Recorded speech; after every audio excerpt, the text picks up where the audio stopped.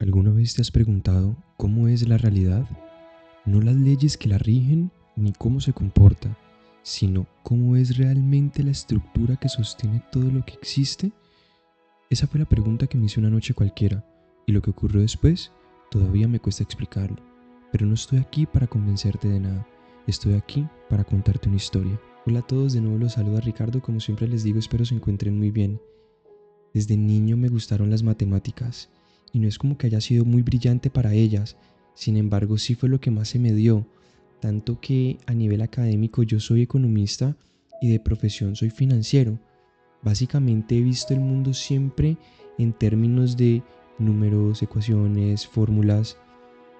Básicamente esa ha sido la regla con la cual yo me he ido al mundo y cómo yo lo he definido y entendido. Y es por esa razón que desde el capítulo 5 o 6 yo le insisto a Pollux, le pregunto y le cuestiono dónde están esas ecuaciones, dónde están las fórmulas matemáticas que demuestran y respaldan que todo lo que él dice es cierto.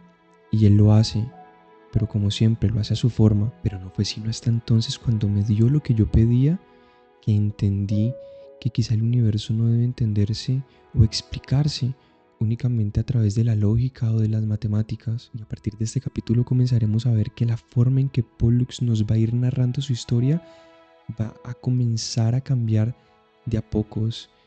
Y quizá también yo tuve algo que ver con esto. De la ciencia y la duda, capítulo 9. Tras aquella construcción y con mi mente atiborrada, solo podía pensar que Pollux había complejizado su explicación adrede. No solo la intuición que intentó transmitirme, sino las fórmulas que parecían fluir en un vaivén de símbolos y notaciones resultaron ajenas a mi entendimiento.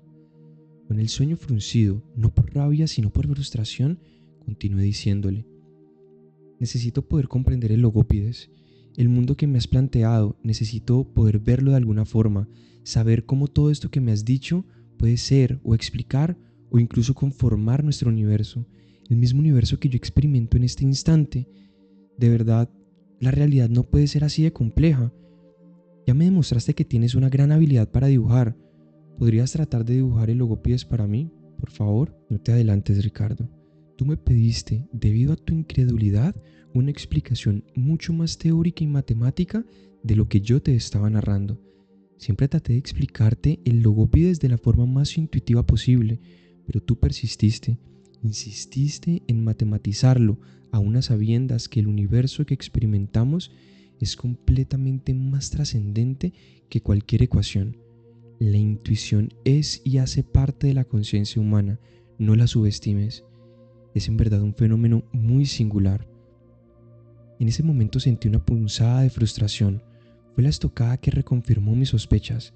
Sabía que Pollux tenía razón, pero mi mente seguía buscando patrones, buscando una fórmula que lo explicara todo. Sin embargo, para esas instancias, creo que algo dentro de mí comenzó a cambiar. No todo debía reducirse a los números, era cierto. Como te decía, continuó diciendo Pollux, ¿no te parece que tus peticiones son bastante exageradas a pesar de la desconfianza en mis palabras? Era una pregunta retórica, lo noté inmediatamente. En su rostro casi se podía percibir una leve sonrisa, como si hubiese logrado un cometido que había planeado mucho tiempo atrás. Una vez se desdibujó esa expresión sutil, contestó: no obstante, está bien. Me parece un gran ejercicio, bastante ejemplificador e intuitivo. Comencemos por recapitular lo que sabemos hasta el momento. Las palabras de Pollux resonaban en mi mente como una suerte de repaso final antes de una revelación inminente. Sentía que estaba a un paso de comprender lo que este ser tan particular me quería transmitir, pero era como si mi razón e intuición estuvieran luchando por tomar el control. Como siempre lo hizo, se detuvo unos instantes, casi quedándome tiempo para calmar mis pensamientos, y una vez estuve más tranquilo, comenzó con su recapitulación. Te conté que el logópides está conformado de manera isotrópica e isomórfica por todos los universos posibles. Sabemos que el espacio-tiempo es solo un tejido, indivisible como dimensión. Hemos hablado acerca de la causa y la consecuencia, y cómo la entropía es completamente fundamental para el ordo. Sabemos que la velocidad de la luz es una constante universal y que, además, el ordo avanza a esta misma velocidad. También vimos que la única forma de superar al ordo es viajando más rápido que la velocidad de la luz o siendo tan masivo que el mismo flujo no puede encauzarte, aunque también vimos que viajar más rápido que la luz es imposible. Rebobinamos hacia atrás y hacia adelante y encontramos la vastedad de lo más grande y la finitud más pequeña. Viajamos por las figuras más cóncavas y más convexas del universo. Entendimos que solo en la singularidad de un agujero negro se puede escapar a este flujo inexorable.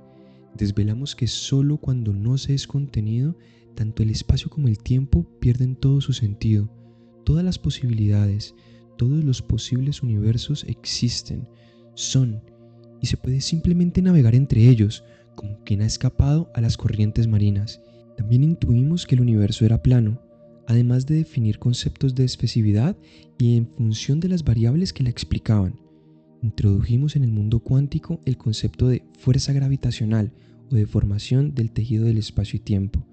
Sin embargo, los conceptos que más nos deberían importar son el del rescalado conforme y el de cosmología cíclica, principalmente el del rescalado conforme. Recuerdo cerrar los ojos por un momento. Había estado buscando ecuaciones, pero en ese instante, por primera vez, supe que no las necesitaba.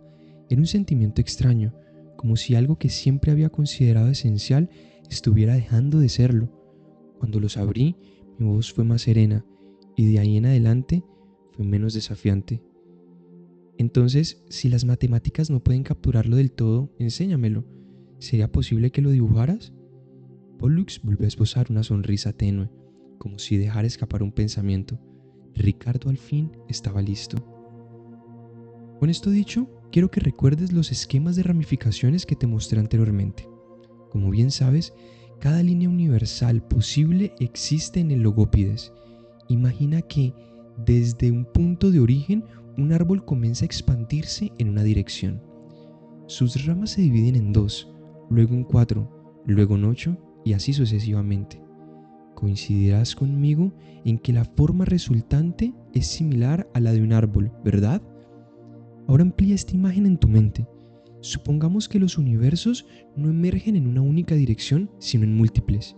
Imagina entonces que cada bifurcación no solo se extiende a la izquierda y a la derecha, sino también hacia arriba y abajo. Lo que antes tenía forma de árbol, ahora empieza a asemejarse a un círculo en sus extremos. Pero claro, sabemos que nuestra realidad no es bidimensional. Entonces, Ricardo, por favor visualicemos cómo este patrón de ramificaciones ya no se expande sobre una superficie plana, sino que se despliega en todas las direcciones del espacio, hacia el frente y hacia atrás, arriba y abajo, a la izquierda y a la derecha. Lo que antes era un árbol y luego un círculo, ahora se convierte en una esfera. Una figura conformada por cada uno de los posibles universos, un árbol esférico de realidades. ¿Hasta aquí me sigues? Sí, perfectamente, Pollux. Hoy estoy convencido de que Pollux me mostró esas ecuaciones incomprensibles a propósito, casi que a manera de lección, como si quisiera darme una enseñanza, porque él siempre insistió en que lo verdaderamente importante era la intuición que yacía en la realidad. De hecho, siempre me decía que era la intuición quien se acercaba a la realidad, quien la entendía en primera forma, y solamente después la razón se encargaba de alcanzarla. Pollux no quería que me obsesionara con la lógica, como si las fórmulas o el rigor matemático fueran el único camino. Él quería que viera el universo, que me permitiera imaginarlo sin temor a dejar de medirlo. Y es por eso que desde este momento Pollux va dejando las ecuaciones de lado y comienza a explicarme este mismo mundo, pero en términos distintos, mediante metáforas, mediante dibujos y además de intuiciones muy profundas. Y lo primero que hace es recapitular todos estos conceptos que ha ido construyendo desde el capítulo 1 hasta el capítulo 8. Y solo en ese punto me dibuja el Logópides, si pudieran ver lo que Pollux dibujaba para mí.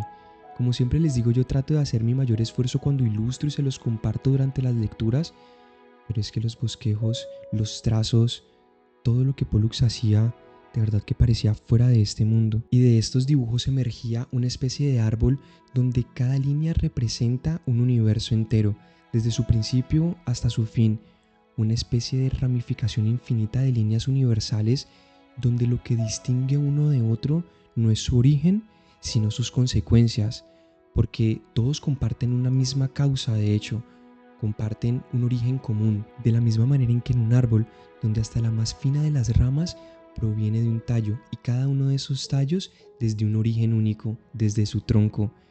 Al inicio son indistinguibles, son parte de lo mismo, pero a medida en que se expanden, se vuelven tan únicas como cada brote. Muchísimas gracias por llegar hasta esta parte del capítulo. Como siempre te digo, espero que haya sido de tu agrado. Cualquier duda o inquietud que tengas puedes dejarla en la caja de comentarios, que yo con todo el gusto voy a estar respondiéndola. Sin embargo, también por aquí en pantalla te voy a dejar enlaces a capítulos anteriores, donde lo más probable es que encuentres respuesta a todas estas inquietudes de la misma boca de Pollux. Muchas gracias.